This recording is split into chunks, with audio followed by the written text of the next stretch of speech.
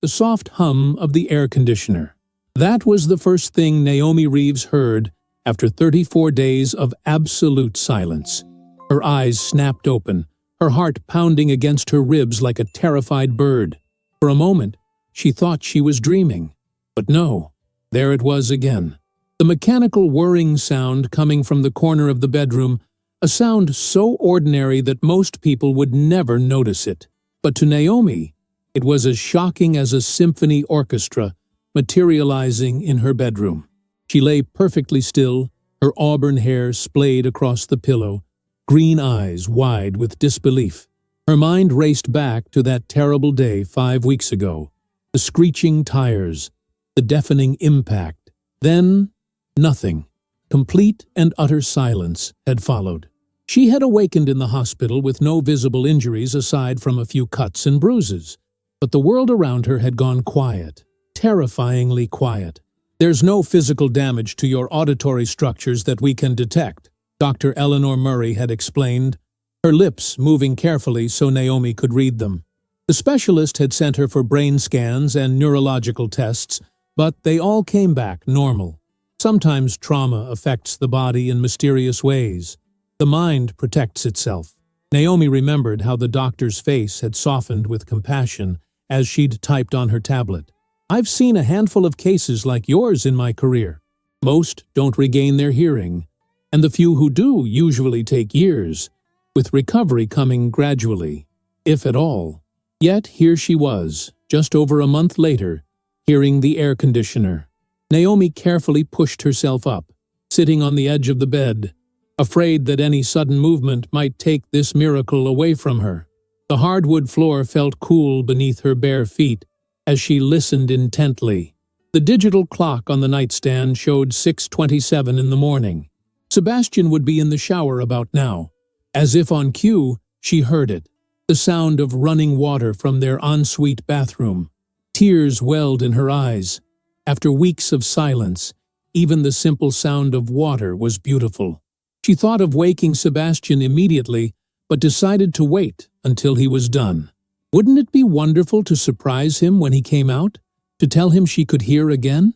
She imagined his face lighting up with joy, imagined his arms wrapping around her in celebration. The water stopped. Naomi's heart fluttered with anticipation. She was about to stand when another sound froze her in place. A ringtone, Sebastian's phone. Then came his voice, clear as day. "Hey, beautiful." Naomi frowned slightly. That wasn't how Sebastian normally answered his phone. His voice sounded different too. Softer, more intimate. "No, I'm in the bathroom. She's still asleep. Even if she wasn't, she can't hear anything anyway." The words hit her like a physical blow. She couldn't breathe, couldn't move. The world tilted sideways as her husband's voice continued.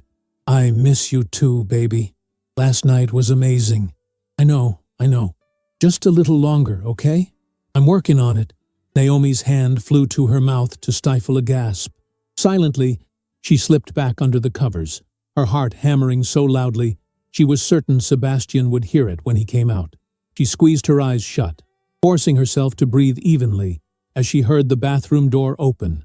"Yeah, I can talk. She won't wake up for another hour," Sebastian said, his voice now closer. Naomi could picture him, probably standing by the dresser, getting dressed for work. "The business meeting went well. I closed the Henderson account." There was a pause, and then Sebastian laughed, a low, intimate chuckle that Naomi had once loved, but now made her stomach churn. "Dinner on Friday sounds perfect. I'll tell her I have a late meeting." Another pause. Naomi felt sick. "I know, Layla. It's complicated right now, but I promise, we'll figure it out." Layla. The name burned into Naomi's consciousness. Layla Nichols. She had to be the 20-something woman Sebastian had introduced at the company Christmas party 6 months ago. His new assistant. Naomi remembered thinking how young and pretty she was, with her perfect skin and bright smile. At the time, she'd felt a small twinge of insecurity, but had dismissed it. She trusted Sebastian. What a fool she'd been. "I should be done with this conference call by 3, Sebastian continued, his voice moving around the room as he dressed. "I can meet you at the usual place after." the usual place. How long had this been going on? I've got to go now, baby. Love you too. Naomi heard the soft beep of the call ending, followed by the sounds of Sebastian moving around the bedroom. She felt him approach the bed, then the light pressure of his lips on her forehead through the comforter. See you tonight, he whispered, clearly believing she couldn't hear him. The front door opened and closed, and then came the sound of his car starting in the driveway.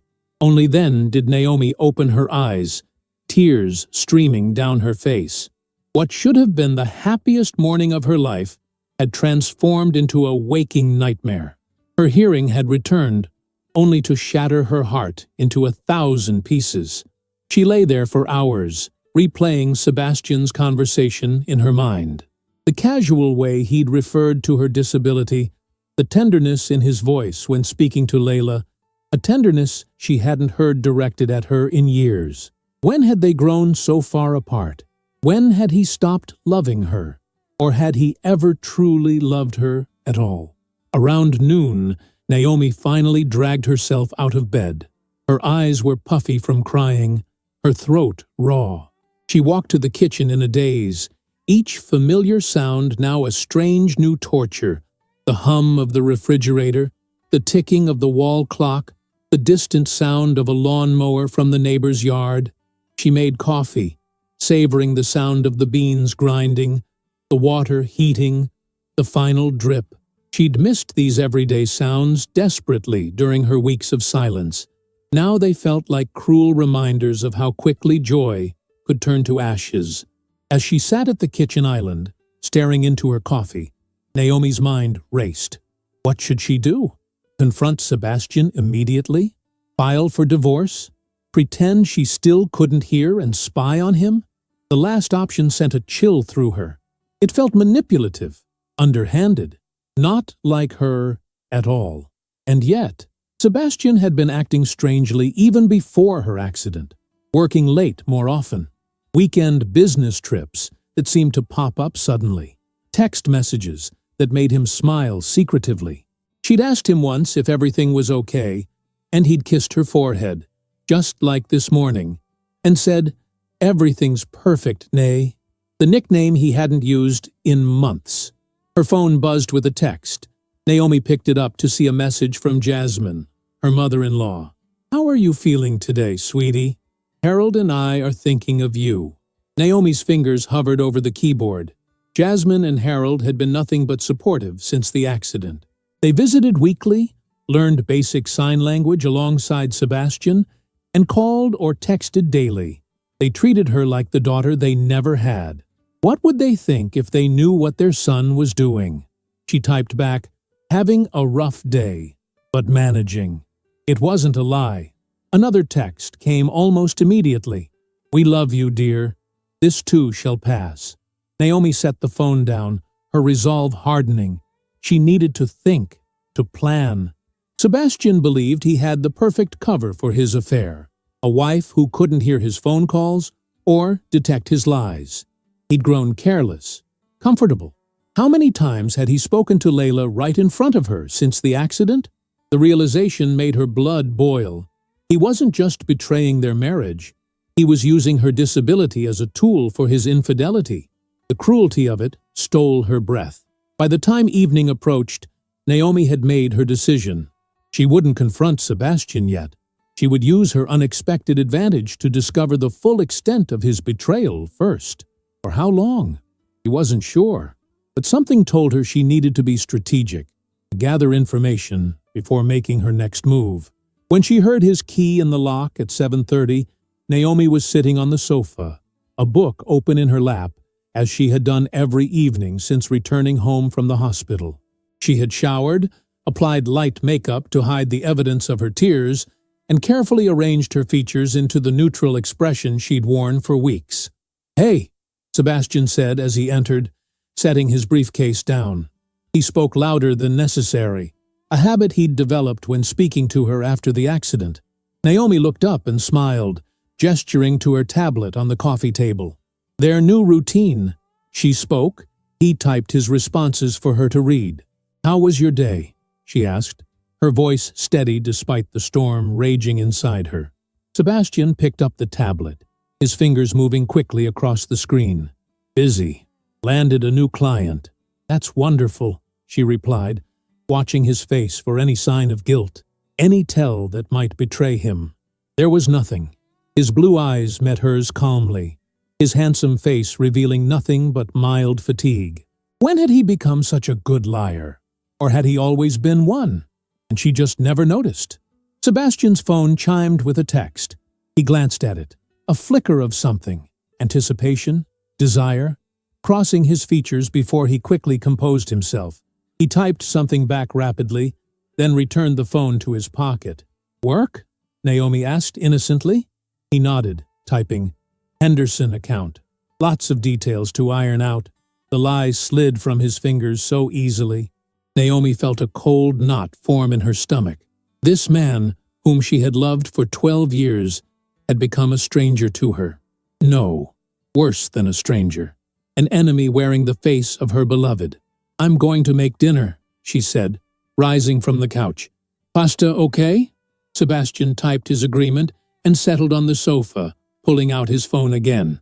As Naomi moved to the kitchen, she heard him begin to type, the soft tapping of his thumbs against the screen, an intimate percussion to the soundtrack of her disintegrating marriage. That night, lying beside Sebastian in bed, listening to his deep, even breathing, Naomi stared at the ceiling. The soft glow of the moon filtered through the curtains, casting shadows across the room. Outside, a car passed by, its headlights briefly illuminating the walls before fading away. All these sounds, all these sensations she had missed so desperately, now surrounded her again. But instead of joy, they brought only pain and uncertainty. The sound of Sebastian's breathing beside her, once a comfort that lulled her to sleep, now felt like the ticking of a time bomb. As she finally drifted toward sleep, one thought crystallized in Naomi's mind. This was not the end of her story. This was just the beginning of something new, something she never expected, something that would require all her strength to face. The silence had been broken, and with it, everything else was about to break too. Naomi had always been an early riser, but the past week had transformed her morning routine into something entirely different. Each day, she awoke before Sebastian, her body tense with anticipation, listening, waiting. The sounds of their home, the coffee maker gurgling downstairs, birds chirping outside their bedroom window, Sebastian's soft snoring. All of it still felt surreal after her weeks of silence. She lay perfectly still beside him now, counting his breaths, studying the familiar contours of his face. In sleep, Sebastian looked younger, more like the man she had fallen in love with 13 years ago when they'd met at a charity auction. Back then, his smile had lit up something inside her, and his dedication to his fledgling career had impressed her. When had that ambitious young man transformed into this deceptive stranger? Sebastian's phone vibrated on the nightstand. His eyes fluttered open, and he reached for it with practiced ease, a small smile forming on his lips as he read the screen. Another message from her, no doubt. Layla. Even thinking the name made Naomi's stomach clench. "Morning," she said, watching as Sebastian startled slightly, guilty eyes darting to her face before he schooled his features into a neutral expression. He reached for his tablet, typing, "Good morning. Sleep well?" The caring husband, the concerned partner. What a performance! "Yes," she lied, sitting up. "I'm going to shower." In the bathroom, Naomi turned on the water, letting the sound wash over her. She'd developed a new appreciation for everyday noises, the squeak of the faucet, the rush of water hitting tile, the soft thud of the shampoo bottle when she set it down. But these small pleasures were overshadowed by the weight of her discovery and the daily performance she now gave. For 7 days, she had maintained her deception. 7 days of watching Sebastian text his lover right in front of her. 7 days of him taking calls in the same room, speaking in that intimate tone reserved for Layla while his wife sat supposedly deaf beside him. 7 days of gathering information, pieces of a puzzle she never wanted to complete, but now couldn't stop assembling. She knew their usual meeting place was a hotel downtown. She knew Sebastian had told Layla he would leave Naomi soon. "Just need to get some things in order first," he'd said during a call yesterday, while Naomi pretended to be engrossed in a book. What things needed ordering? Their finances? The thought sent a chill through her. When Naomi emerged from the bathroom wrapped in a towel, Sebastian was dressed for work, keys in hand. "Early meeting," he said aloud, then caught himself and typed it on the tablet instead. Naomi nodded, maintaining her facade. "Have a good day." He kissed her cheek, a perfunctory gesture that held none of the warmth it once did, and left. The sound of the front door closing echoed through the house like a gavel falling, pronouncing judgment on their marriage. Once alone, Naomi dropped the act, her shoulders sagging with the relief of not having to pretend. She dressed slowly, mentally preparing for what she needed to do next. Yesterday, while Sebastian was at work, meeting Layla, she now knew, Naomi had made a critical discovery. Sebastian had been careless, leaving his laptop at home, password protected, but with his password manager still logged in. She'd found emails discussing a new business entity he'd established 3 weeks ago, shortly after her accident. Convenient timing. Now, she booted up her own laptop and began searching for information on divorce attorneys. The thought made her physically ill, but she forced herself to continue. She had been naive once. She wouldn't make that mistake again. By noon, Naomi had compiled a list of highly recommended divorce lawyers in the area. One name stood out: Stella Lawson, described in review after review as tenacious, brilliant, and the attorney you want when the gloves come off. Naomi made an appointment for the following day during Sebastian's standing lunch meeting with a client. Another fiction, she now realized. Her phone buzzed with a text from Jasmine. "Dropping by with some of that soup you like from Martelli's. Be there in 15. Hope that's okay." A wave of emotion washed over Naomi. Sebastian's mother had been so supportive since the accident, calling or visiting nearly every day. Jasmine and Harold treated her like a daughter, not just a daughter-in-law. The thought of losing them in the aftermath of a divorce caused a physical ache in her chest. But more painful was the question that had haunted her all week. Should she tell them what their son was doing? Did they deserve to know the truth about Sebastian? Or would that just cause unnecessary pain to two people who had shown her nothing but kindness? When Jasmine arrived, Naomi greeted her with a hug, inhaling the familiar scent of her perfume, a light floral fragrance that always reminded Naomi of spring. "You look tired, sweetheart," Jasmine said, studying Naomi's face with concern. Then, remembering Naomi's supposed condition, she immediately pulled out her phone and typed the same message. The sight of this thoughtful gesture, one of many Jasmine had incorporated into their interactions since the accident, nearly broke Naomi. She considered telling her right then, confessing everything, her returned hearing, Sebastian's betrayal, all of it. Instead, she smiled and spoke. "Just not sleeping well. Thank you for the soup."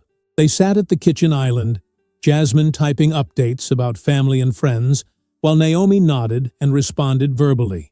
This new mode of communication had become second nature over the past month.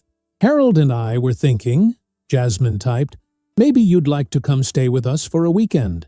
Change of scenery might do you good." Naomi's throat tightened. "That sounds nice. Let me check with Sebastian." Seat. At the mention of her son, something flickered across Jasmine's face. So brief, Naomi almost missed it. Concern? Discomfort? Before she could analyze it, Jasmine's expression returned to its usual warmth. "Of course," Jasmine typed. "Just let us know." After lunch, as Jasmine prepared to leave, she hugged Naomi tightly, longer than usual. When they pulled apart, Jasmine's eyes held a strange intensity. "You know Harold and I love you very much," she said aloud, maintaining eye contact before typing the same message as if on autopilot. "I love you both too," Naomi replied, a chill running down her spine. Did Jasmine suspect something? Had she noticed a change in Sebastian? After Jasmine left, Naomi sat alone at the kitchen table, turning their interaction over in her mind. Something had felt off, but she couldn't put her finger on exactly what. Maybe she was just being paranoid, seeing conspiracies where there were none. Her world had been turned upside down. It was natural to question everything now. Her phone buzzed with a text from Sebastian. "Working late tonight. Don't wait up." Naomi stared at the message, anger bubbling up inside her. The casual lie, delivered without a second thought, felt like salt in an open wound. She typed back a single word, "Okay." Then, making a decision, she grabbed her purse and keys. She needed to get out of the house, away from the memories and lies that seemed to seep from the very walls. Naomi drove aimlessly at first, radio playing softly in the background, another simple pleasure rediscovered. After 30 minutes, she found herself parking outside the public library, a fitting refuge. During her weeks of silence, books had been her primary escape, a world where her disability didn't matter. Now, surrounded by the hushed sounds of pages turning and soft conversations, she felt a strange sense of peace for the first time in days. She wandered the aisles, running her fingers along the spines of books, listening to the soft footfalls of other patrons, the occasional cough, the distant sound of a children's story hour somewhere in the building. These ambient noises, once taken for granted, now felt precious. Naomi selected a book on financial independence after divorce and found a quiet corner to read. The irony wasn't lost on her. Just months ago, she'd been happily married, believing she had security and partnership for life. Now she was researching how to disentangle her finances from the man who was plotting behind her back. As she read, a conversation at a nearby table caught her attention. "I just don't understand how he could do that," a woman whispered, her voice tight with emotion. 15 years of marriage, and he throws it away for someone he barely knows. "Men are idiots," her companion replied, "but you're better off without him. Trust me." Naomi couldn't help but listen, finding eerie parallels to her own situation. The first woman continued, "The worst part is, everyone knew but me. I was the last to find out." The words sent a chill through Naomi. Was that true in her case too? Had others seen signs of Sebastian's infidelity that she had missed? Had she been blind, or simply trusting? By the time Naomi returned home, the sun was setting, painting the sky in shades of orange and purple. The house was dark and empty, exactly as she expected. Sebastian was with her, of course. Layla, the young, unbroken woman who had captured her husband's attention while Naomi struggled through the darkest period of her life. She moved through the quiet rooms, turning on lights, trying to dispel the shadows that seemed to gather in the corners. This house, once her sanctuary, now felt like a stage set for Sebastian's elaborate deception. In their home office, Naomi sat at Sebastian's desk, and after a moment's hesitation, opened his laptop again.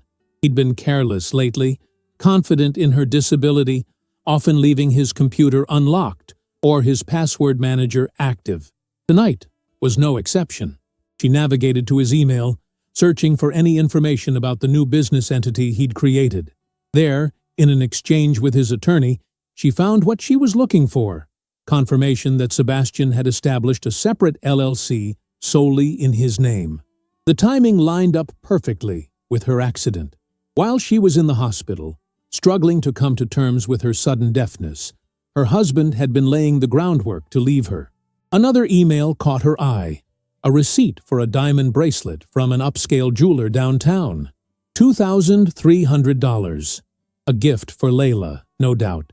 The purchase date was just 3 days after Naomi's accident. She closed the laptop, feeling physically ill. How had she missed the signs? Had Sebastian always been this person, or had he changed? And if he had changed, when had it happened? Why? Naomi wandered into the kitchen, sudden hunger gnawing at her despite her emotional turmoil. She opened the refrigerator, staring blankly at its contents. when a sound at the front door made her freeze. Keys jingling, the door opening. Sebastian, home earlier than expected. She quickly shut the refrigerator and moved to the living room, picking up a book from the coffee table and sitting on the sofa. By the time Sebastian entered, she had composed her features into a neutral expression, the same mask she'd worn all week. "You're up," he said. Then, catching himself, reached for his phone to type the message. "Couldn't sleep," she replied, watching him carefully. His hair was slightly mussed, his collar askew. The faint scent of unfamiliar perfume clung to him, noticeable even from across the room. Sebastian typed, "You okay?" The concern in his eyes seemed genuine, and for a moment, Naomi almost believed he cared. But then she remembered the emails, the phone calls, the lies. This was just another performance. "Fine," she said. "Just restless." He nodded, typing, "Going to shower, then bed. Don't stay up too late." Naomi watched him climb the stairs, listening to the sound of his footsteps above her, the shower starting. She remained on the sofa long after he had gone to bed, her mind racing with questions and plans. Tomorrow she would meet with Stella Lawson. Tomorrow she would begin the process of reclaiming her life from the man who had so callously discarded their vows. But tonight, in the quiet hours between dusk and dawn, Naomi allowed herself to mourn the marriage she had believed in, the love she had trusted, and the future she had planned. Outside, a light rain began to fall, droplets tapping against the windows like gentle fingers. Naomi closed her eyes, focusing on the sound. Another gift returned to her, another simple pleasure to catalog and cherish. The rain intensified, drumming steadily now, washing away the day. Naomi imagined it cleansing her too, preparing her for what lay ahead. There would be pain, certainly, confrontation, loss, but beyond that, something else waited, something she couldn't yet name but could sense, like distant thunder on the horizon. Tomorrow would come soon enough. For now, Naomi listened to the rain and allowed herself to feel everything, the anger, the betrayal, the grief, and underneath it all, a growing sense of resolve. Sebastian had underestimated her. That was his mistake. It would not be her last advantage. The offices of Lawson Legal occupied the 15th floor of a sleek downtown high-rise. Naomi sat in a modern leather chair, a cup of herbal tea cooling on the side table beside her, as she watched Stella Lawson review the documents she'd brought. The attorney's office was tastefully decorated in shades of gray and blue, with floor-to-ceiling windows offering a panoramic view of the city skyline. "Let me make sure I understand the situation correctly," Stella said, her dark eyes sharp and focused as she looked up from the papers. "You lost your hearing in an accident approximately 5 weeks ago. The doctors couldn't find a physical cause, suggesting it was psychosomatic. Then, 1 week ago, your hearing suddenly returned. But instead of sharing this miraculous recovery with your husband, you discovered he's having an affair and possibly attempting to hide assets." Naomi nodded, clutching her purse in her lap. "That's correct." Stella leaned back in her chair, her expression thoughtful. "And you're certain about the asset transfer? You've seen clear evidence?" "I found emails discussing the creation of a new LLC solely in his name, dated right after my accident. And yesterday," Naomi swallowed hard, "yesterday I overheard him on the phone with his girlfriend, saying he needed to get things in order before leaving me." "I see." Stella tapped her pen against her notepad. "Mrs. Reeves, I want to be very clear about something. What you're doing, pretending to still be deaf, it's unusual but not illegal. However, if this goes to court, opposing counsel could try to paint you in a negative light for the deception." "I understand." Naomi met Stella's gaze steadily. "But Sebastian is using my supposed disability to hide his affair and plot financial maneuvers behind my back. I'm just trying to protect myself." Stella's expression softened slightly. "I'm not judging you, Mrs. Reeves. I've seen enough divorces to know that people rarely behave their best during them. I'm simply preparing you for what might come." She pulled out a legal pad and began writing. Now, regarding the asset transfer, if your husband is attempting to hide marital assets, that's something the court takes very seriously. I'm going to need you to gather as much documentation as you can without raising suspicion. I've already started, Naomi replied, reaching into her purse to pull out a USB drive. I've made copies of the emails I found and taken screenshots of his text conversations with Layla. Stella raised an eyebrow, clearly impressed. That's good, but we need more. Bank statements, property deeds, investment accounts, anything that shows what you owned together before this new company was formed. And, if possible, any documentation about the new LLC. For the next hour, they developed a strategy. Stella explained the divorce process in methodical detail, outlining timelines, potential pitfalls, and various scenarios. Naomi listened intently, taking notes, asking questions. It felt surreal to be having this conversation, planning the dismantling of the life she'd built with Sebastian. But with each passing minute, her resolve strengthened. One last thing, Stella said, as their meeting drew to a close. You mentioned your in-laws. Do they know about any of this? Naomi shook her head. No, at least, I don't think so. They've been wonderful to me, especially since the accident. I'm afraid of losing them when all this comes out. It's a valid concern, Stella acknowledged. Family dynamics can be complicated in these situations, but don't make assumptions about how they'll react. People can surprise you. As Naomi drove home, Stella's words echoed in her mind. People can surprise you. Hadn't Sebastian proven that already? The man she thought she knew, the marriage she believed was solid, all of it had been upended in the span of a week. She stopped at a red light, watching pedestrians cross the street in front of her. A young couple walked hand in hand, leaning into each other, laughing at some private joke. Naomi felt a pang of something. Not quite jealousy, not quite nostalgia, but a complicated mix of both. Had she and Sebastian ever been like that? Had it all been an illusion from the start? The light turned green, and Naomi continued home, her mind replaying moments from their 12 years together.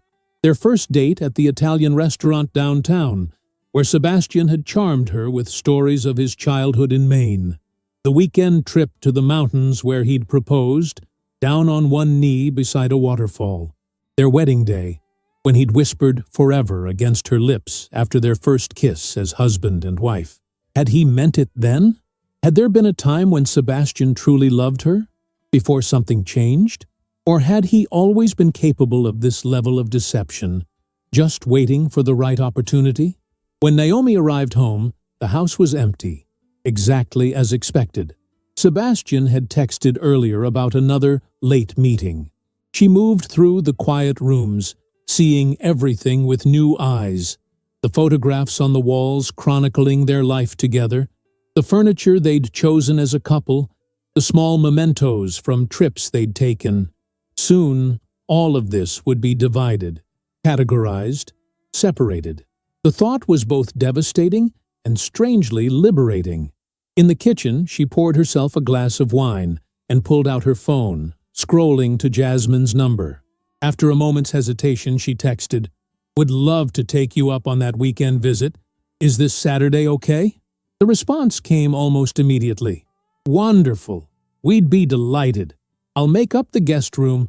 Harold is already planning to grill those steaks you like."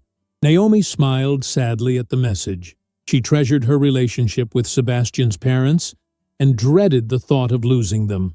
But Stella was right. She shouldn't make assumptions about how they would react when everything came to light. Her phone buzzed again with another text from Jasmine. "And don't worry about Sebastian. We know he's busy with work these days." Something about the phrasing caught Naomi's attention. There was a subtle emphasis on the word work that seemed off, almost sarcastic. Was she reading too much into it? Projecting her own knowledge onto an innocent message?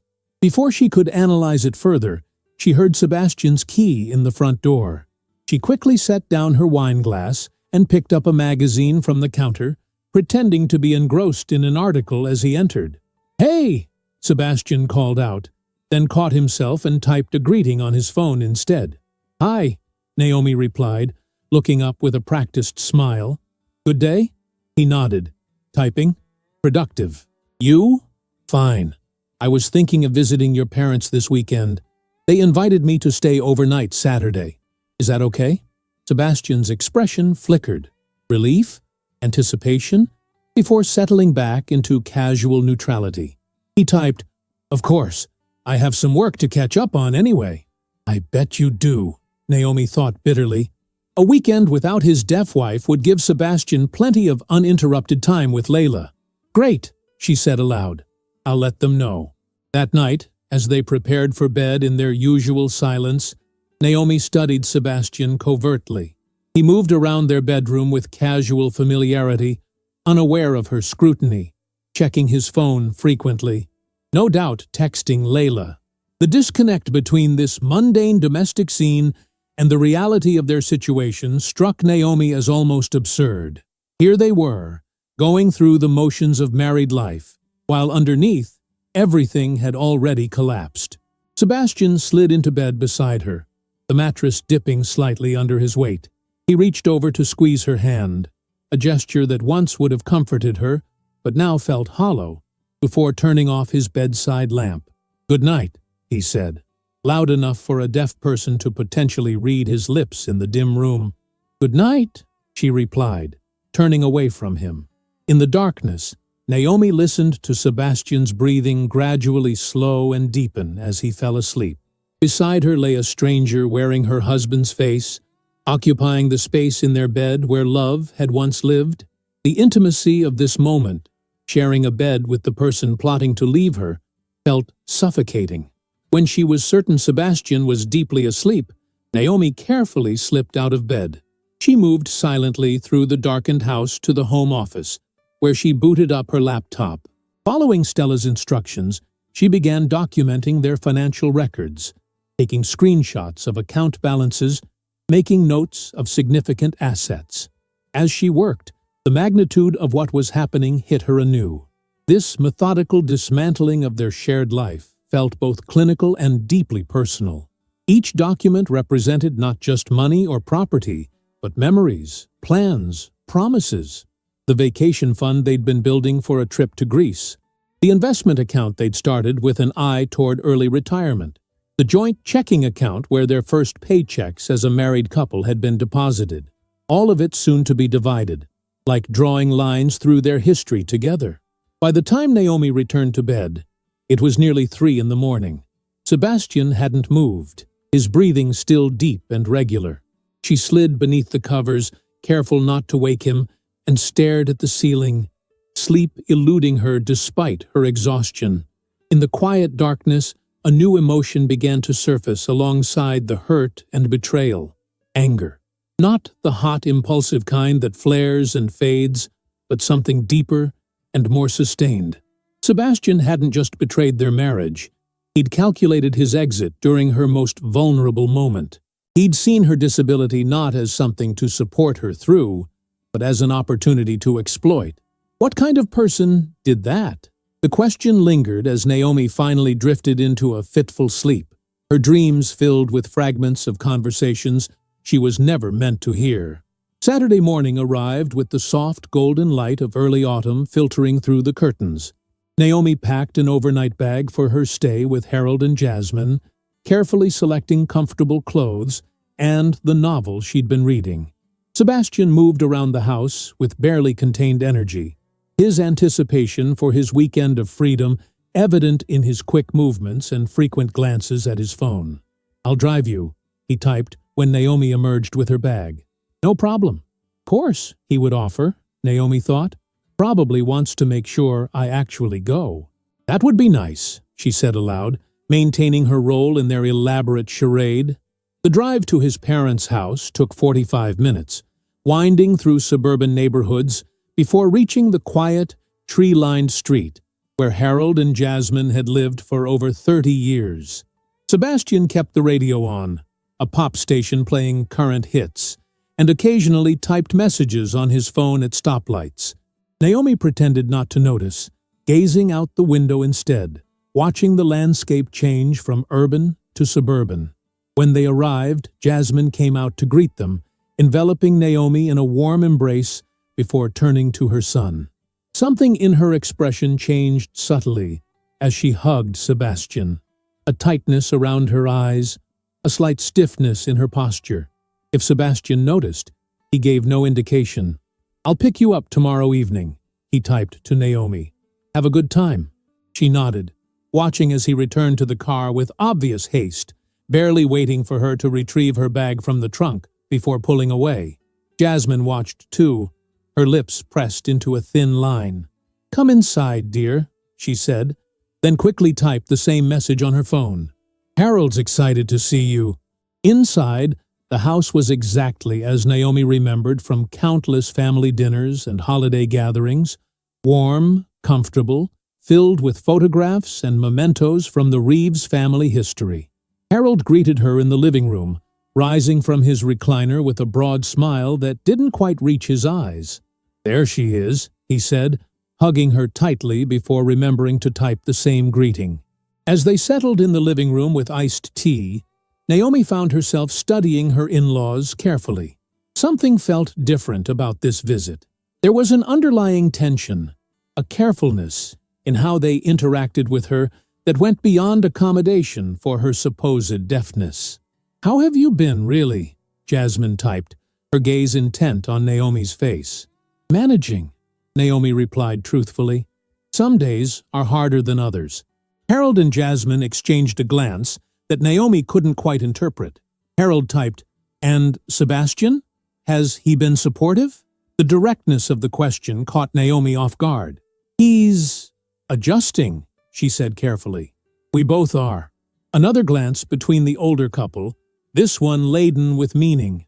Jasmine's fingers hovered over her phone screen for a moment before she typed, "Naomi, dear, there's something we need to discuss." Naomi's heart rate accelerated. "What is it?"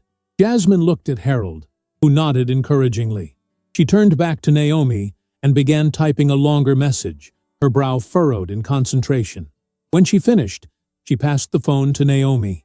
The message read, "We've noticed Sebastian behaving strangely lately, canceling family dinners, being evasive when we ask about his work, always on his phone. Then last week, I saw something that concerned me deeply. I was having lunch downtown and saw Sebastian with a young woman. They were intimate, holding hands across the table. I didn't approach them, but I've been sick with worry ever since. We didn't know how to tell you, especially with everything you're going through already." Naomi read the message twice, her hands trembling slightly. They knew. All this time, she thought she was protecting them from the painful truth, but they had discovered it on their own. Relief and grief mingled inside her as she looked up to meet Jasmine's concerned gaze. In that moment, Naomi made a decision. These people had treated her like a daughter for 12 years. They deserved the truth. All of it. "I need to tell you something," she said, setting the phone down on the coffee table between them. Harold and Jasmine looked at her expectantly, their expressions a mixture of concern and confusion. "I can hear you," Naomi said quietly. "My hearing came back a week ago." The silence that followed Naomi's revelation was profound, weighted with shock and unspoken questions. Harold and Jasmine stared at her, perfectly still, as if afraid any movement might shatter this fragile moment. "You can—" Jasmine began, her voice barely above a whisper. "Here," Naomi finished, nodding. "Yes, it happened suddenly, last Monday morning." Harold leaned forward in his chair, his weathered hands clasped tightly together. That's wonderful news," he said, his voice catching. "But why didn't you tell anyone? Why didn't you tell Sebastian?" The pain that flashed across Naomi's face answered his question before she could speak. Understanding dawned in Jasmine's eyes, followed quickly by a deep sadness. "Oh, Naomi," she breathed. "What happened?" Naomi took a deep breath, steadying herself. "The morning my hearing returned, I was going to surprise Sebastian. He was in the shower, and I was waiting for him to come out. But then his phone rang, and I heard him answer it." She paused, swallowing past the lump in her throat. He was talking to a woman named Layla, his girlfriend. Harold closed his eyes briefly, as if in pain. Layla Nichols, he said, the young woman from his office. Naomi nodded, not surprised that they had already pieced together the identity of the other woman. He spoke freely in front of me, thinking I couldn't hear. He's been doing it all week, talking to her on the phone, while I'm right there in the room, making plans, saying things. She trailed off, unable to repeat the hurtful words she'd overheard. Jasmine moved to sit beside Naomi on the sofa, taking her hand. "And you've been pretending you still can't hear all this time?" "Yes," Naomi admitted, feeling a wave of relief at finally sharing her burden. "At first, I was just in shock. Then I realized that if he thought I was still deaf, I could learn more about what he was planning. And he is planning something, Jasmine. He created a new company right after my accident, an LLC in his name only. I think he's trying to hide assets before leaving me." Harold's expression darkened. "That son of a—" He caught himself, glancing apologetically at the women. "Sorry, but I never thought Sebastian would stoop this low." "Neither did I," Naomi said quietly. "I've met with a divorce attorney. Her name is Stella Lawson, and she's helping me gather evidence of what he's doing." Jasmine squeezed Naomi's hand tightly. "We're so sorry, dear. We had no idea it had gone this far." She hesitated. "When I saw them together last week, I confronted Sebastian afterward, called him that evening and demanded to know what he was doing. He claimed she was just a colleague, that they were discussing business. And you didn't believe him," Naomi said. "It wasn't a question." "No," Jasmine replied firmly. "I raised that boy. I know when he's lying." She exchanged a glance with Harold. "We've been trying to figure out how to tell you, especially with your, well, what we thought was your continued hearing loss." Harold cleared his throat. "Naomi, I want you to know something. Whatever happens between you and Sebastian, whatever you decide to do, you will always be our daughter. That doesn't change." Tears welled in Naomi's eyes at his words. This had been her greatest fear, losing the two people who had become her second parents. "Thank you," she whispered. "That means everything to me." "Now," Jasmine said, her voice taking on a practical tone that reminded Naomi of how she sounded when organizing family gatherings, "tell us everything. What's your plan? How can we help?" For the next hour, Naomi explained everything. Her meetings with Stella, the evidence she'd gathered, the strategy they were developing. Harold and Jasmine listened intently, occasionally asking questions or offering suggestions. There was no judgment in their eyes, only support and a simmering anger directed not at her, but at their son. "I still can't believe Sebastian would do this," Harold said when Naomi had finished. "Using your condition against you like that, it's unconscionable." "What hurts most," Naomi admitted, "is that he started seeing her before my accident. This isn't some reaction to my disability. He was already planning to leave." Jasmine's expression hardened. "I knew something was off with him these past few months. He's been distant, distracted. I should have seen this coming." "We all should have," Harold added gently. "But Naomi, don't blame yourself. This is on Sebastian, not you." As they talked, Naomi felt some of the crushing weight she'd been carrying begin to lift. Sharing her burden with Harold and Jasmine, knowing they believed her, supported her, gave her a strength she hadn't realized she was missing. "We need to be smart about this," Jasmine said eventually. "Sebastian can't know that we know, or that you can hear. Not until you're ready." Harold nodded in agreement. "We'll play along with the charade when he's around. But in the meantime, we'll help you gather whatever information you need." "Actually," Naomi said slowly, a new thought forming, "there might be something you can help with. Sebastian mentions business documents sometimes when he's talking to Layla. Papers that need to be signed, transfers that need to be completed. If you could somehow get him talking about his business dealings—" "Leave it to me," Harold said, his eyes narrowing thoughtfully. "I've been asking him about investment opportunities for months. He won't suspect anything if I press for details." As evening approached, the three of them moved to the kitchen, working together to prepare dinner. The familiar routine of chopping vegetables and setting the table brought a sense of normalcy that Naomi hadn't experienced in weeks.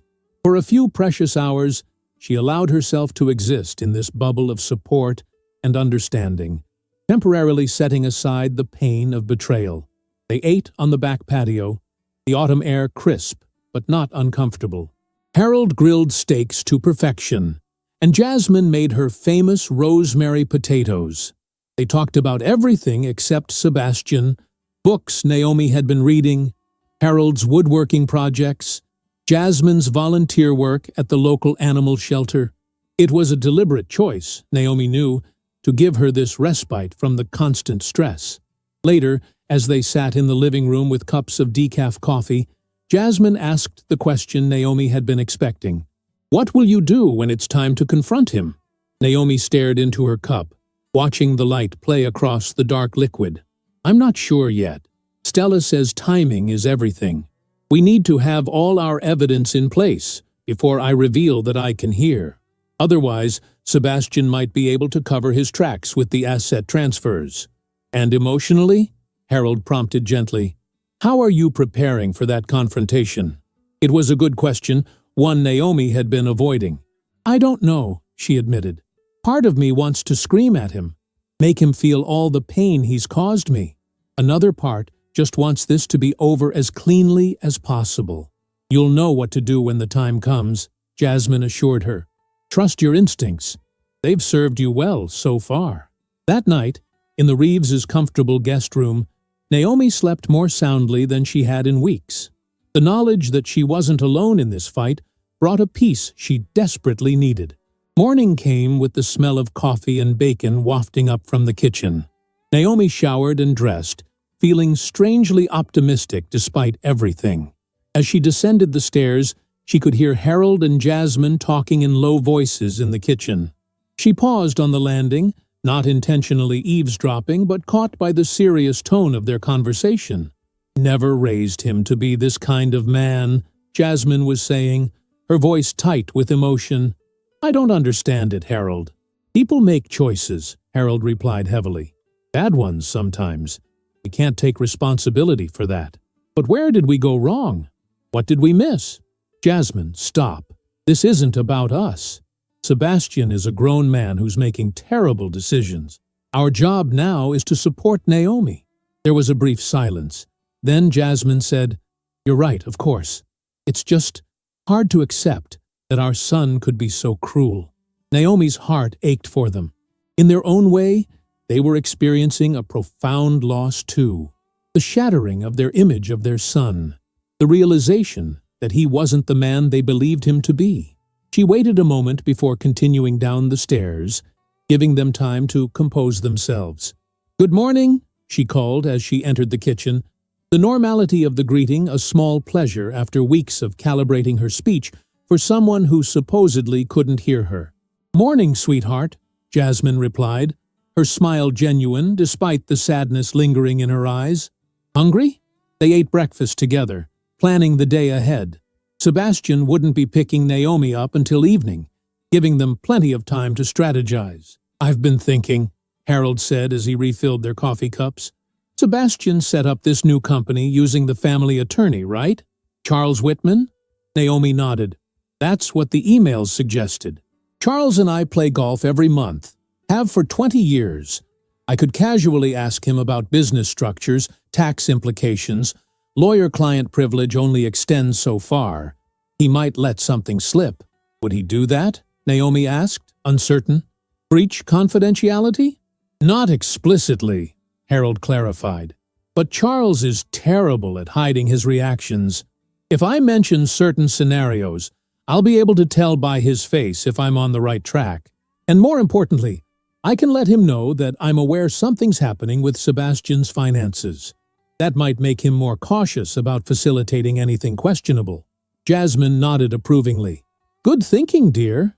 After breakfast, they moved to Harold's study, where Naomi shared the documentation she'd been gathering. Harold, with his background in finance before retirement, quickly grasped the implications of what Sebastian appeared to be doing. "Classic attempt to shield assets," he muttered, examining the emails Naomi had forwarded to her own account. Not particularly sophisticated, but effective if no one's looking closely. Can he get away with it? Naomi asked. Not if we catch it in time, Harold assured her. Courts don't look kindly on this sort of manipulation, especially when there's clear evidence it began right after a spouse suffered a medical crisis. He looked up, his expression grim but determined. We won't let him do this to you, Naomi. By mid-afternoon, they had developed a comprehensive strategy. Harold would approach Charles Whitman and Sebastian's accountant, using his position as concerned father to gather information without raising alarms. Jasmine would encourage Sebastian to bring Layla to a family dinner, ostensibly to meet this colleague he's been working with so closely, a move designed to put pressure on the affair without revealing what they knew. And Naomi would continue her careful documentation of everything Sebastian said and did, building the case for when confrontation became inevitable. As the time for Sebastian's arrival approached, Naomi felt a curious mix of dread and strength. Returning to the house she shared with him meant resuming her exhausting charade, but she was no longer carrying her burden alone. Remember, Jasmine said as they stood on the front porch, waiting for Sebastian's car to appear, call us any time, day or night. If things get too difficult, you have a place here with us. I can't thank you both enough, Naomi replied, her voice thick with emotion. I was so afraid of losing you when this all came out. Not possible, Harold said firmly, squeezing her shoulder. Family is family, Naomi. Real family stands by each other. The sound of an approaching car drew their attention. Sebastian's silver sedan turned into the driveway, right on time. Naomi watched as he parked and got out, waving casually to his parents. There was no hint of guilt in his expression, no indication that he believed he was doing anything wrong. Ready? Harold murmured. Naomi took a deep breath, settling the mask of deafness back over her features. Ready. As Sebastian approached, Jasmine and Harold seamlessly shifted into their roles, typing messages on their phones instead of speaking directly to Naomi, maintaining the illusion that their daughter-in-law still lived in silence. The performance was flawless, so convincing that for a moment, even Naomi almost believed it. Sebastian hugged his parents briefly, then typed a message to Naomi. Ready to go? She nodded, embracing Jasmine and Harold one last time before picking up her overnight bag. As they walked to the car, Sebastian's phone buzzed in his pocket. He glanced at it, a small smile playing at his lips, the same smile Naomi had once found charming, but now recognized as a sign of his betrayal. In the car, driving away from the safety of her in-laws' home, Naomi gazed out the window, her mind already planning her next moves. Sebastian turned on the radio, classic rock this time, and began tapping his fingers on the steering wheel, completely at ease. He had no idea that the ground was shifting beneath him, that his carefully constructed deception was already crumbling. For the first time since her hearing had returned, Naomi felt something like hope. She wasn't alone anymore, and soon, very soon, Sebastian would discover just how badly he had underestimated her. 3 days after her weekend with Harold and Jasmine, Naomi sat at the kitchen island, a cup of tea growing cold beside her, as she listened to Sebastian's voice drifting from the home office. He was on another call with Layla, his tone intimate and conspiratorial, a voice Naomi once believed belonged only to her. The papers are ready, he was saying, unaware that every word reached his wife's ears with perfect clarity. Just need her signature on a few things. She never reads what she signs anyway. Naomi's fingers tightened around her mug. In the 10 days since her hearing had miraculously returned, she had documented dozens of conversations like this one, each more damning than the last. Sebastian and Layla's plan was crystallizing. Transfer the majority of assets to Sebastian's new company. Prepare the groundwork for a separation where Naomi would be left with minimal financial support, and begin their new life together without the burden of a wife Sebastian no longer wanted. What Sebastian didn't know was that Naomi had been building her own plan, piece by careful piece. Tomorrow, Sebastian continued, his voice dropping lower. I'll have her sign everything tomorrow. Tell her it's just routine paperwork for the insurance company. By the end of the week, everything will be transferred. Naomi glanced at her phone, where a text from Stella Lawson glowed on the screen. Documents ready. Can you come in at 2 p.m. today? Perfect timing. She typed back a quick confirmation, then set down her phone as Sebastian emerged from the office, still talking. I should go. She's in the kitchen, he said. Then laughed at something Layla said. I know, baby. She has no idea. Love you too. Naomi quickly picked up a magazine, pretending to be absorbed in an article as Sebastian entered the kitchen. He ended his call and walked to the refrigerator, pulling out a bottle of water with the casual confidence of a man who believed himself untouchable. When he turned and saw her sitting there, he gave a small start, just enough to confirm he'd forgotten she was home. Hey, he said aloud, then caught himself and typed the greeting on his phone instead, sliding it across the counter to her. Hi, she replied, looking up with practiced neutrality. I'm meeting a friend for coffee this afternoon. Sebastian nodded, typing. Anyone I know? Just someone from my book club. Naomi lied smoothly. We're discussing the new Sarah Dessen novel. He nodded again, clearly uninterested, and typed, I have some papers for you to sign tomorrow. Insurance stuff. Nothing important? Nothing important. Just the documents that would strip her of financial security after 12 years of marriage. Naomi forced a smile and nodded, watching as Sebastian checked his watch, an expensive timepiece she'd given him for their 10th anniversary. I've got to run, he typed. Client meeting downtown. Client meeting. Another lie. According to the conversation she'd just overheard, he was meeting with the attorney handling his asset transfers. Their life together had become a complex choreography of deceptions, his deliberate, hers defensive. After Sebastian left, Naomi moved quickly. She showered and dressed with care, selecting a tailored navy dress and pearl earrings that had been a gift from Jasmine last Christmas. Looking in the mirror, she barely recognized the woman who stared back at her, composed, determined, eyes clear and focused. The shock and grief that had dominated her features in those first days after discovering Sebastian's betrayal had transformed into something else. Resolve. At exactly 2 o'clock, Naomi sat across from Stella Lawson in her downtown office, reviewing the documents the attorney had prepared. It's all here, Stella said, her manicured finger tapping a particularly dense paragraph of legal text. The petition for divorce citing irreconcilable differences, the financial disclosure forms detailing all your marital assets, including those Sebastian is attempting to hide, and the temporary restraining order preventing him from transferring any assets once this is filed. Naomi nodded, scanning the documents. And this will stop him from moving forward with the transfers?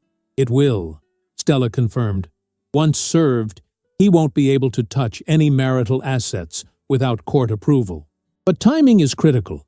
You said he plans to have you sign documents tomorrow? Yes. He called them insurance papers. Stella's lips pressed into a thin line. Classic. Get the unsuspecting spouse to sign away their rights under the guise of routine paperwork. She leaned forward. Naomi, we need to file these before he can execute those transfers, which means you need to be ready for confrontation sooner rather than later. The word hung between them. Confrontation. The moment when the carefully maintained illusion would shatter, when Sebastian would discover that his wife had not only regained her hearing, but had been several steps ahead of him all along. I'm ready, Naomi said, surprised by the steadiness in her voice. I've spent enough time living this lie. Good, Stella replied, because we have one more piece to put into place. She pulled out her phone, tapped the screen a few times, then set it on the desk between them. Harold and Jasmine Reeves are on their way. They called this morning, asking to be involved. Naomi felt a rush of emotion. Even knowing how supportive they'd been, this still touched her deeply. They want to be there when it happens? They insisted, Stella said with a small smile. Quite forcefully, in fact. Especially Jasmine. 2 hours later, Naomi sat in Stella's office with Harold and Jasmine, finalizing their strategy for what Harold had grimly dubbed Operation Wake Up Call. The atmosphere was somber but determined, like generals planning a difficult but necessary campaign. "Sunday dinner," Jasmine was saying. "We insist that Sebastian bring you over. Tell him we have an announcement to make." Her eyes, so like her son's, but warmer, more honest, met Naomi's. "We'll have Stella there. Everything will be in place." "What about Layla?" Naomi asked. "Sebastian will be suspicious if she's invited." "Let him be suspicious," Harold replied, his voice firm. "It's time for this to end, Naomi. You've gathered more than enough evidence. Stella's prepared all the necessary legal documents. There's no reason to prolong your suffering." Naomi nodded slowly. They were right. The charade had served its purpose, allowing her to protect herself financially and emotionally while she prepared for what came next. But maintaining it was taking a toll she wasn't sure how much longer she could bear. "Sunday then," she agreed. 3 days from now." As they drove back to the house, Harold insisting on taking her himself rather than having her call a rideshare, Naomi felt a strange sense of calm settling over her. The uncertainty that had plagued her since that first morning of returned hearing was fading, replaced by a clear path forward. It wouldn't be easy. It would likely be painful, but it would be honest.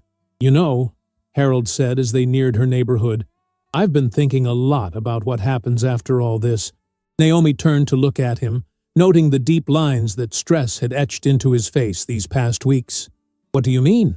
"After the divorce, after the dust settles," he clarified. "You're still young, Naomi. 36 is nothing. You have so much life ahead of you." He paused, choosing his words carefully. "I just want you to know that whatever you decide to do, wherever you decide to go, you'll never lose us. Jasmine and I, we're your family. That doesn't change." Tears pricked at Naomi's eyes. "Thank you," she whispered. "I couldn't have gotten through this without you both." Harold reached over and squeezed her hand briefly before returning his attention to the road. "You're stronger than you know," he said simply. The next 3 days passed in a haze of preparation and tension. Sebastian, oblivious to the storm gathering around him, continued his routine of poorly disguised lies and late-night phone calls to Layla. On Friday, he presented Naomi with the insurance papers, which she examined carefully before claiming she needed time to review them. Sebastian had looked momentarily panicked, but quickly recovered, telling her there was no rush, a statement belied by the anxious glances he kept throwing at the unsigned documents. On Saturday night, Naomi lay awake long after Sebastian had fallen asleep, listening to the sound of his breathing and wondering how they had reached this point. Once, she had loved this man with her whole heart. Once, she had believed he felt the same. Had it all been an illusion? Or had something real existed between them, only to wither away when she wasn't looking? The questions had no answers, at least none that would bring her peace. What mattered now was moving forward, reclaiming her life from the wreckage of broken vows and shattered trust. Sunday dawned bright and clear, autumn sunshine bathing their bedroom in golden light as Naomi rose early to prepare. She dressed with deliberate care, not for Sebastian, but for herself. A fitted emerald dress that brought out the green in her eyes, hair loose around her shoulders, minimal makeup. She wanted to face this day as herself, not hidden behind artifice. When Sebastian emerged from the shower, he seemed distracted, checking his phone repeatedly as he dressed. Naomi watched him from the corner of her eye, noting the nervous energy in his movements. "Remind me why your parents called this dinner again?" he asked, loud enough for her to read his lips, then immediately typed the same question. "They said they have news to share," Naomi replied. "Maybe they're planning a trip." Sebastian nodded absently, clearly unconcerned with his parents' fictitious announcement. "We should leave by 5, he typed, then added, "Don't forget those insurance papers. I can drop them off tomorrow on my way to work." "I won't forget," Naomi assured him, the irony of her words not lost on her. She wouldn't forget any of this. Not his betrayal, Not her awakening, not the strength she had found in the aftermath. The day passed with excruciating slowness, each hour stretching endlessly as 5 o'clock approached. Sebastian spent most of it on his phone, presumably coordinating with Layla, while Naomi moved through the house, gathering the last pieces she would need: the recorded conversations, the screenshots of text messages, the emails detailing his financial machinations. At exactly 4:55, they got into Sebastian's car for the drive to his parents' home. The radio played softly between them, filling the silence with meaningless noise. Naomi gazed out the window, mentally rehearsing what she would say when the moment finally came. Harold and Jasmine's house looked exactly as it always did. Warm lights glowing in the windows, the familiar wreath on the front door, Harold's meticulously maintained garden lining the walkway. But as they approached, Naomi noticed an unfamiliar car parked in the driveway alongside Harold's sedan. "Who else is here?" Sebastian asked, frowning as he parked behind the unknown vehicle. His question was directed at the air, not at Naomi. A slip that revealed just how accustomed he had become to her supposed deafness. Naomi pretended not to notice, focusing instead on gathering her purse and the folder of documents she'd brought.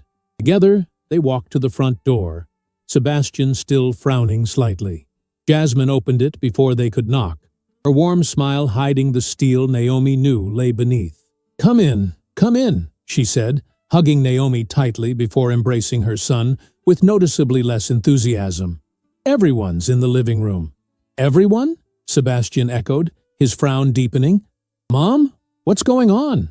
"You'll see," Jasmine replied enigmatically, leading them down the hallway. The living room fell silent as they entered. Harold stood by the fireplace, his expression grave. Stella Lawson sat in an armchair, professional in a charcoal suit, a briefcase at her feet. And on the sofa, looking uncomfortable but determined, sat Charles Whitman, Sebastian's attorney. Sebastian stopped abruptly, his body tensing beside Naomi. "What is this?" he demanded, looking from face to face. "Dad? What's going on?" Harold met his son's gaze steadily. "Sit down, Sebastian." "Not until someone explains why my lawyer is in your living room," Sebastian snapped, his composure cracking. He turned to Charles. "What are you doing here?" Charles Whitman cleared his throat awkwardly. "Your father called me, Sebastian. After our conversation yesterday, I felt obligated to—" "I don't want to hear it," Sebastian interrupted, turning back to his parents.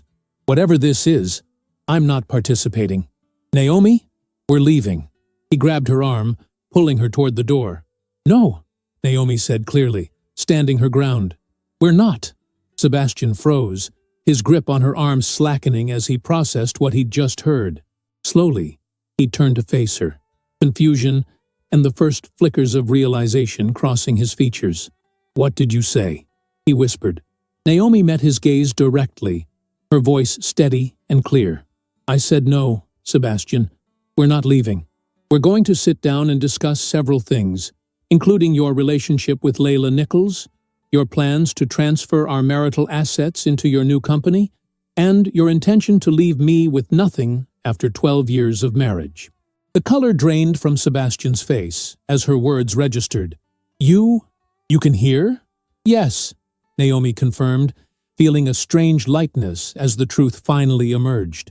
"My hearing returned 10 days ago, just in time to hear you on the phone with your girlfriend, planning how to use my disability to your advantage." Sebastian staggered back a step, shock giving way to understanding, then to something like fear. "You've been pretending? This whole time? Like you've been pretending to be a faithful husband?" Jasmine interjected sharply. "Sit down, Sebastian. Now." For once in his life, Sebastian Reeves followed instructions without argument. He sank into a chair, his confident facade crumbling as he looked from face to face, finally comprehending that everyone in the room knew exactly what he had done. What followed was unlike any conversation Naomi had ever experienced. With Stella's calm guidance, they laid out everything. The affair that predated Naomi's accident, the financial manipulations that began immediately after, the cold calculation with which Sebastian had exploited what he believed was his wife's permanent disability.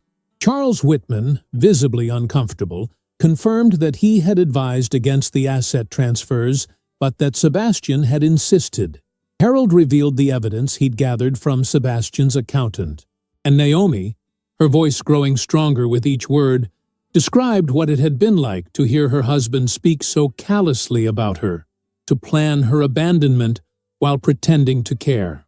Through it all, Sebastian sat in stunned silence, occasionally attempting weak denials that died on his lips as more evidence was presented.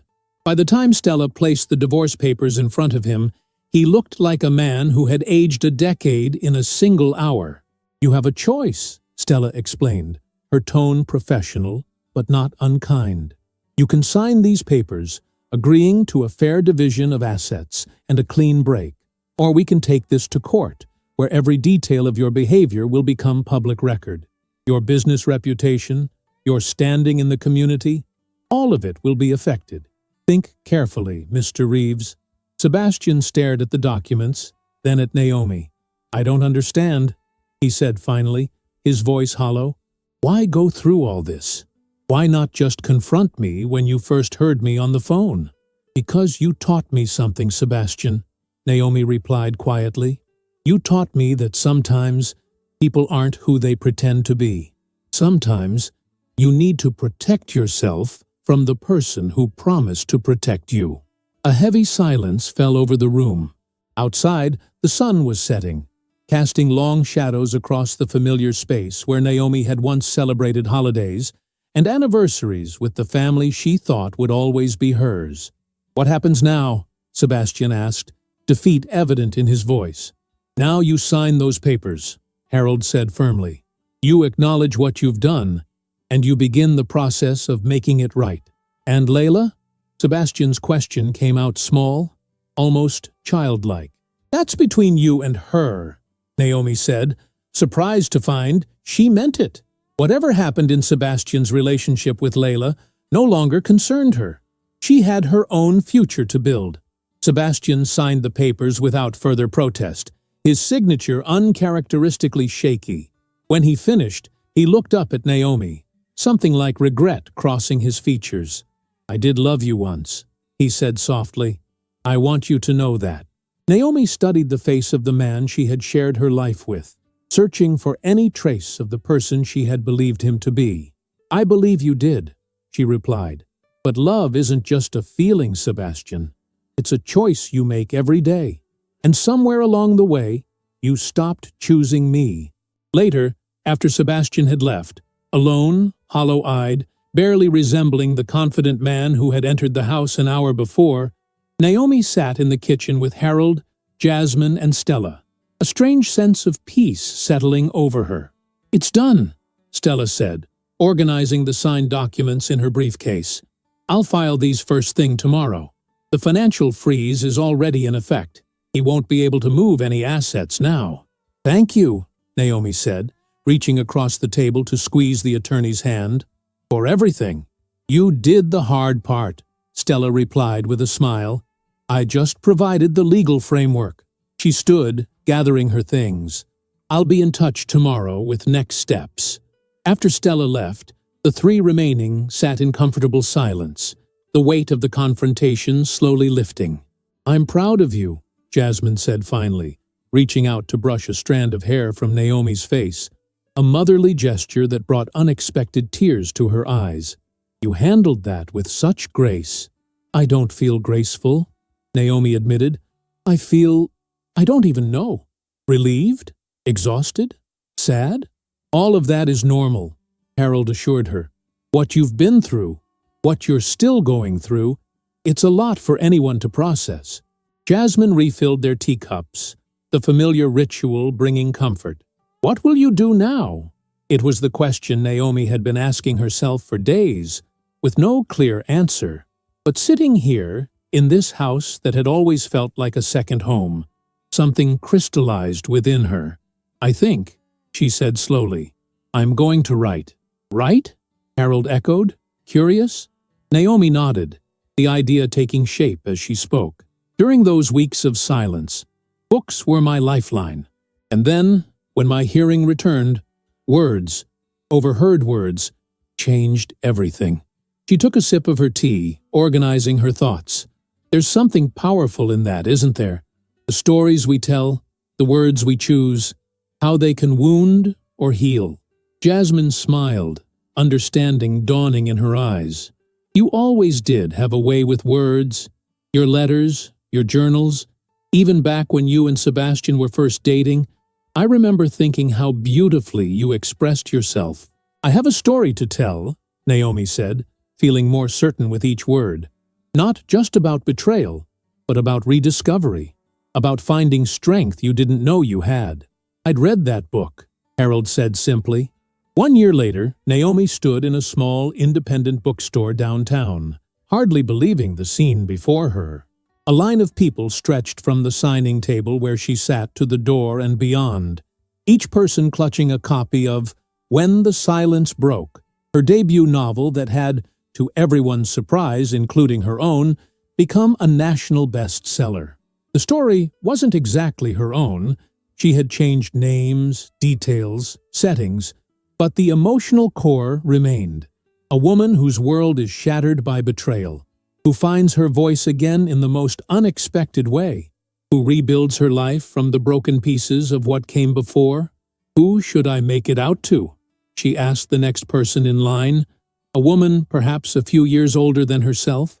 Margaret, the woman replied, and I just want to say thank you. Your book helped me leave my husband after 20 years of emotional abuse. I didn't think I could start over at 52, but here I am. Naomi looked up, truly seeing Margaret, the nervous smile, the determined set of her shoulders, the new beginnings evident in her eyes. It's never too late to find your voice, Naomi said, inscribing the book with those words before signing her name. As the signing continued, Naomi caught sight of Jasmine and Harold near the back of the store, beaming with pride. They had been her anchors throughout the past year, helping her find a small but charming apartment after the divorce was finalized, encouraging her writing when self-doubt crept in, reminding her that family wasn't always defined by marriage or blood. The advance from her book had provided financial stability, allowing Naomi to restart her design business on her own terms while working on her second novel. Sebastian, she had heard, had moved to another state with Layla, their relationship having survived the scandal, but not without cost. His business had suffered, his reputation tarnished by whispers that followed the divorce. Naomi found she could think of him now without pain. A chapter closed, a lesson learned. When the last book was signed and the store began to empty, Jasmine approached with a small gift bag. For you, she said, hugging Naomi tightly, a little celebration. Inside, Naomi found a beautiful leather-bound journal, its pages crisp and empty, waiting to be filled. On the first page, Jasmine had written, "For your next chapter, whatever it may be, with love always, Mom and Dad." Tears pricked Naomi's eyes as she traced the words with her fingertip. "Thank you," she whispered, embracing them both. Later, as they sat in a nearby cafe celebrating with coffee and pastries, Naomi found herself reflecting on the strange, painful journey that had led her here. The accident that took her hearing. The morning it returned, bringing with it heartbreak and betrayal. The weeks of deception that followed, both Sebastian's and her own. The confrontation that finally broke the cycle of lies. All of it had shaped her, transformed her into someone stronger, wiser, more compassionate than she had been before. The silence had broken, yes, but so had the illusions she had lived with for so long. In their place grew something authentic, a life built on truth, creativity, and genuine connection. "Penny for your thoughts," Harold said, noticing her momentary abstraction. Naomi smiled, coming back to the present. "I was just thinking about silver linings," she replied. "How sometimes the worst moments of our lives can lead to the best, if we're brave enough to keep moving forward." "And are you?" Jasmine asked gently. Moving forward? Naomi looked around, at the bustling cafe, at the stack of her books on the table, at these two people who had chosen to love her through the darkest chapter of her life, and felt a deep, abiding certainty settle in her chest. Yes, she said, her voice clear and strong, audible to everyone at the table and to herself most of all. I'm exactly where I'm meant to be. Outside, autumn leaves danced in the October breeze, golden and vibrant, letting go of their branches to embark on new journeys. Naomi watched them through the window, hearing the gentle rustle even from inside, one of countless everyday sounds she would never again take for granted. The world was full of noise, painful and beautiful, chaotic and harmonious, but now, finally, she was ready to listen to all of it, to add her own voice to the symphony, and to write whatever came next in her story. If you enjoyed the story, leave a like and subscribe to the channel. And drop a comment below. What city are you watching from? And if your heart tells you to, feel free to leave me a tip on Buy Me a Coffee. Just check the first pinned comment. Thanks for keeping me company and for the coffee, and I'll see you in the next story.